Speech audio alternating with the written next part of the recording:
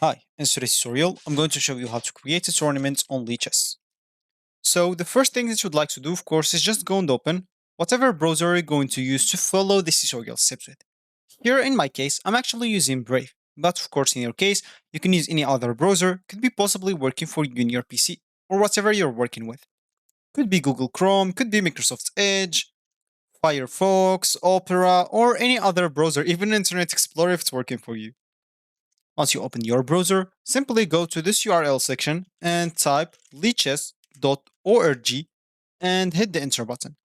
That should take you to this page, which is going to be the home screen or the main screen of lichess.org. Of course, here, first thing that you would like to do is just go to the top right corner option sign in and click on it so you can actually sign in into your account if you have one. If you don't have an account, make sure to go and click on register so you can actually create an account in here. So for me, let me do that and I'm coming back.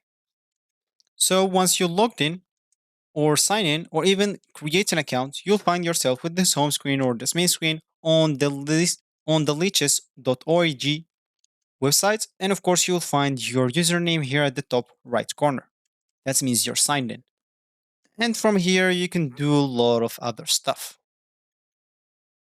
So as we said in the beginning of the series, we would like to create tournaments. And of course, if you want to do that, we can simply go to this top options, hover play, click on arena tournament or Swiss tournament, whatever tournament you would like to create.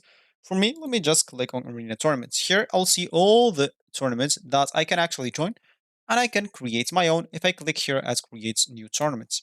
Simply, I'll have to put a name for it, rated or casual, and choose other options or other settings of your tournaments. Just that depends on your personal preferences. So once you finish that, simply click create a new tournament. You will be good to go. So this will be actually for this tutorial. I hope you like it. Thank you guys for watching and goodbye.